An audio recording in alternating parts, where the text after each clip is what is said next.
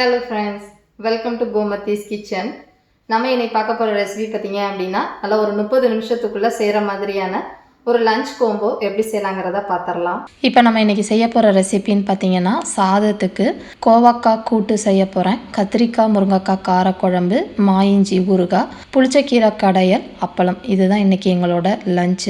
இதுல கடayal, கூட்டு, கார குழம்பு இது மூணு ரெசிபி இதெல்லாம் பார்க்க போறோம். முதல்ல வந்து புளிச்சக்கீரை கடayalக்கு தேவையான கீரையை வந்து வேக வச்சுக்கலாம்.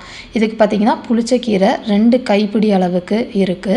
இந்த கீரைக்குன்னு பாத்தீங்கன்னா 1 கப் அளவுக்கு தண்ணி ஊற்றினா சரியாக இருக்கும். உப்பு போட்டு வேக வைக்க வேண்டாம். கடைஞ்சதுக்கு அப்புறமா நம்ம உப்பு சேர்த்துக்கலாம். இதில் வெறுமா மஞ்சத்தூள் மட்டும் பார்த்தீங்க அப்படின்னா 1/8 டீஸ்பூன் அளவுக்கு சேர்த்துட்டு நல்லா காம்பு பகுதி வரைக்கும் இந்த கீரை வேகணும். கீரை ரொம்ப இளம் கீரைனா சட்டுன்னு வெந்து வந்துடும். இங்கெல்லாம் கொஞ்சம் நேரம் எடுக்கும். அதனால் இந்த கீரை வேகிறத இன்னொரு அடுப்புக்கு மாற்றிட்டு நம்ம கார குழம்புக்கு தாளித்து கூட்டி வைக்க ஆரம்பிச்சிடலாம். அதுக்கு மண்சட்டியில் ஒரு 2 டேபிள் ஸ்பூன் அளவுக்கு நல்லெண்ணெய் சேர்த்துருக்கிறேன். எண்ணெய் சூடானோடனே 1/4 டீஸ்பூன் அளவுக்கு கடுகு, ஒரு 1/4 டீஸ்பூன் அளவுக்கு வெந்தயம் சேர்த்துக்கோங்க. காரக்குழம்புக்கு வெந்தயம் அதிகமாக இருந்தால் நல்லாயிருக்கும். கொஞ்சமாக வெங்காய வடகமையும் சேர்த்துக்கலாம். அது இல்லை அப்படின்னா இதை நீங்கள் அவாய்ட் பண்ணிக்கலாம். கூடவே கருவேப்பிலை இலைகள் போட்டு எல்லாம் நல்லா பொரிஞ்சு செவந்ததுக்கு அப்புறமா ஒரு 6லேருந்து 8 வெள்ளைப்பல்லு பூண்டை கட் பண்ணி சேர்த்துருக்கிறேன். இப்போ பார்த்தீங்கன்னா வெங்காயம் ஒரு 15லேருந்து 20 சின்ன வெங்காயத்தை பொடியாக கட் பண்ணி சேர்த்துருக்கிறேன். இதை நீங்கள் கப் அளவு கேட்டிங்க அப்படின்னா 1/2 கப் அளவுக்கு பொடியாக நறுக்கின வெங்காயம், 1/4 கப் அளவுக்கு பொடியாக நறுக்கின பூண்டு.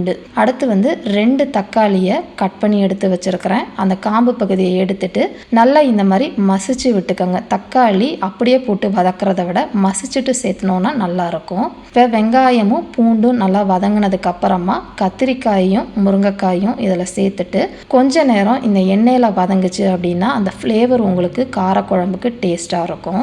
ஒரு 2 நிமிஷம் மட்டும் வதக்கினா போதுமான அளவு. இப்போ இதுக்கு புளின்னு பார்த்தீங்கன்னா ஒரு சின்ன குண்டு அளவுக்கு புளி எடுத்துருக்கிறேன். புளி அதிகமாக சேர்த்துக்க வேண்டாம். அதனால தான் தக்காளி அதிகமாக சேர்த்துருக்குறோம். நல்லா தண்ணியாக 2 கப் அளவுக்கு வடிச்சிருக்கதை வடிகட்டி எடுத்துக்கலாம். இப்போ பார்த்தீங்கன்னா நம்ம இப்போ மசிச்சு வச்சுருந்தோம் இல்லையா 2 தக்காளி, அதை இதில் சேர்த்துக்கோங்க. மசிச்சதுக்கு அப்புறம்னு பார்த்தீங்கன்னா 1/2 கப் அளவுக்கு தான் இருக்குது பாருங்கள். இப்போ இதில் சேர்த்துக்கலாம். சேர்த்துட்டு ஒரு 2 நிமிஷத்துக்கு வதக்கிக்கோங்க. இப்போ இதுக்கு தேவையான அளவு 1/2 டேபிள் ஸ்பூன் அளவுக்கு கல் உப்பு சேர்த்து வதக்கிக்கலாம். இப்போ இதுக்கு காரப்பொடின்னு பார்த்தீங்கன்னா நான் சாம்பார் பொடி ஒரு 2.5 டேபிள் ஸ்பூன் அளவுக்கு சேர்த்துருக்கிறேன். நீங்கள் குழம்பு பொடி வச்சுருந்தாலும் 2.5 டேபிள் ஸ்பூன் சேர்த்துக்கோங்க. சாம்பார் பொடியிலேயே மஞ்சத்தூள் போட்டிருக்கறனால நான் அது சேர்க்கலை. இல்லை 1/4 டீஸ்பூன் சேர்த்துக்கோங்க. காரம் கம்மியாக இருக்குங்கிறதுனால சாம்பார் பொடியில் ஒரு 1/2 டீஸ்பூன் எக்ஸ்ட்ரா மிளகாய் தூள் சேர்த்துட்டு நல்லா அதோட பச்சை வாசனை போகிற அளவுக்கு வதக்கிக்கலாம். இப்போ பார்த்தீங்கன்னா நல்லா வதங்கி வந்ததுக்கு அப்புறமா காய்கறிகள் நல்லா வேகணும். அதுக்கு 1 கப் அளவுக்கு தண்ணி ஊற்றி காய்கறிகள் ஒரு 3/4 பதம் வேகிற அளவுக்கு வெந்துக்கிட்டு இருக்கட்டும்.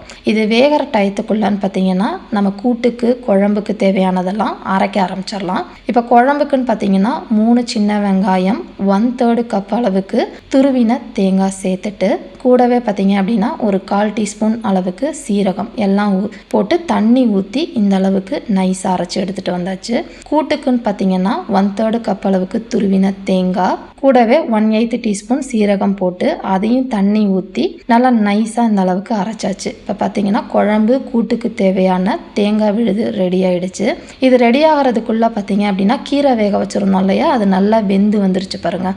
இப்போ இதை வந்து கடைஞ்சிக்கலாம். கடையிறதுக்கு உங்கள்கிட்ட மத்து இல்லை அப்படின்னா ஆறுனதுக்கப்புறம் மிக்சியில் பல்ஸில் போட்டு அரைச்சிக்கலாம். இப்போ நான் வந்து என்கிட்ட கடையிற மண்சட்டி இல்லைங்கிறனால கல்சட்டியில் போட்டு இந்த மாதிரி கடைஞ்சிக்க போகிறேன். இதுக்கு சட்டுன்னு ஆகிறத விட பார்த்தீங்க அப்படின்னா இடிக்கிற கல்லை வச்சு இந்த மாதிரி நல்லா தேய்ச்சோம் அப்படின்னா நல்லா மசிஞ்சு வந்துடும். அதுக்காக பண்ணிக்கிட்டு இருக்கேன்.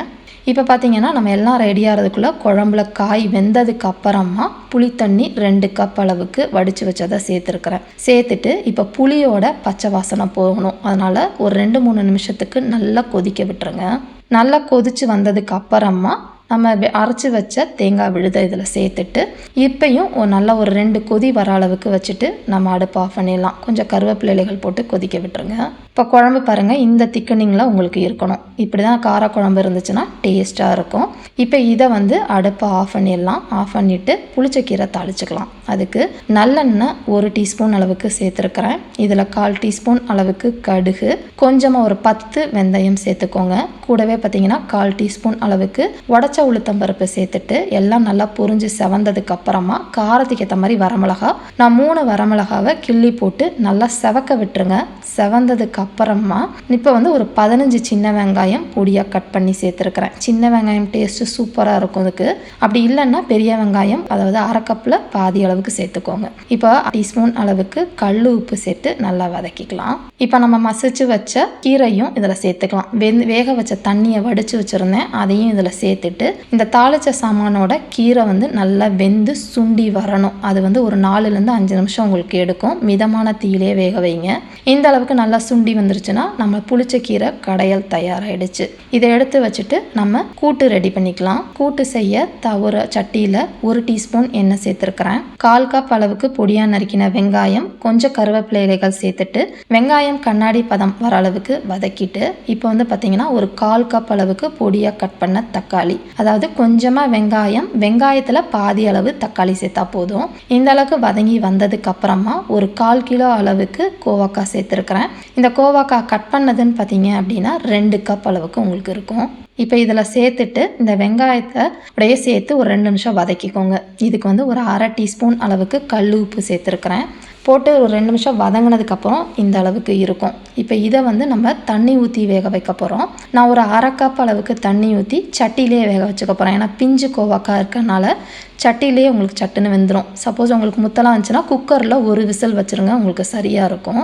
இப்போ பார்த்தீங்கன்னா கோவக்காய் நல்லா வெந்து தண்ணி சுண்டிருச்சு. இந்த சமயத்தில் வேக வச்ச பருப்பு, அதாவது ஒரு 1/2 கப் அளவுக்கு வேக வச்ச பருப்பு, பாசி பருப்பு சேர்த்துருக்கிறேன். கொஞ்சம் மஞ்சத்தூள் போட்டே வேக வச்சுருக்கிறேன் நான். இதில் வந்து ஒரு 1/2 கப் அளவுக்கு தண்ணி ஊற்றி நல்ல பருப்போட காய் கொஞ்சம் நேரம் வேகட்டும். இப்போ பாருங்களேன், காய் பருப்பு எல்லாம் வெந்து காய் வந்து இந்த அளவுக்கு வெந்திருந்தால் சரியாக இருக்கும். காய் வெந்ததுக்கு அப்புறமா தான் நம்ம அரைச்சி வச்ச தேங்காய் விழுத சேர்க்கணும். இதையும் ஒரு 2 நிமிஷத்துக்கு நல்லா கொதிக்க விட்டுருங்க. இப்போ பார்த்தீங்கன்னா நல்லா கொதிச்சு வந்துருச்சு. இதுக்கு தாளிக்க ஒரு 1/2 டீஸ்பூன் எண்ணெயில் ஒரு 1/4 டீஸ்பூன் கடுகு, 1/4 டீஸ்பூன் உளுத்தம்பருப்பு போட்டு ஒரு 1/8 டீஸ்பூன் பெருங்காய பொடி சேர்த்து எல்லாம் பொரிஞ்சு செவந்ததுக்கு அப்புறமா ஒரே ஒரு வரமிளகா காரத்துக்கு ஏற்ற மாதிரி சேர்த்துக்கோங்க. போட்டு அதுவும் செவந்ததுக்கு அப்புறமா கொஞ்சமாக கருவேப்பிலை இலைகளை போட்டுட்டு நம்ம இந்த தாளிச்சதை எடுத்து நம்ம கூட்டில் ஊற்றிட்டோம் அப்படின்னா சூப்பரான கோவக்காய் பருப்பு கூட்டு தயாராகிடுச்சு. இதை கலந்து நம்ம அடுப்பை ஆஃப் பண்ணிட வேண்டியதான். மேலே கொஞ்சம் கருவேப்பிலை கொத்தமல்லி இலைகள் தூவிடுங்க. இப்போ இன்றைக்கி எங்களுக்கு லஞ்சுக்குன்னு பார்த்தீங்க அப்படின்னா கத்திரிக்காய் முருங்கைக்காய் காரக்குழம்பு, புளிச்சக்கீரை கடையல், பருப்பு கூட்டு சூப்பராக ரெடி ஆகிடுச்சு. சுட சுட சின்னவளுக்காக பருப்பு வந்து வேக வச்சுருக்கேன். துவரம் பருப்பு வேக வச்சுருக்கேன் பூண்டு போட்டு. நல்லா ஃப்ரெஷ்ஷாக இருக்கிற தயிரோட இஞ்சி ஊறுகாய் வீட்டில் செஞ்சது. இந்த ரெசிபி சீக்கிரமாக நம்ம சேனலில் அப்டேட் பண்ணுறேன். உடம்புக்கு ரொம்ப நல்லது இஞ்சி ஊறுகாய் எடுத்துக்கிறது. இன்ஸ்டாபாட்டில் சாதமும் பார்த்திங்கன்னா சூப்பராக ரெடி ஆகிடுச்சு. இந்த வீடியோ வந்து உங்களுக்கு பிடிச்சிருக்கும்னு நினைக்கிறேன். பிடிச்சிருந்தது அப்படின்னா கமெண்ட் பண்ணுங்கள். இதே மாதிரி அளவுகளோட இந்த ரெசிபியும் செஞ்சு பார்த்துட்டு எப்படி இருக்குங்கிறத கமெண்ட் பண்ணுங்கள். மறக்காமல் கோமதிஸ் கிச்சன் சேனலையும் சப்ஸ்கிரைப் பண்ணி வச்சுக்கோங்க. தேங்க்ஸ் ஃபார் வாட்சிங்.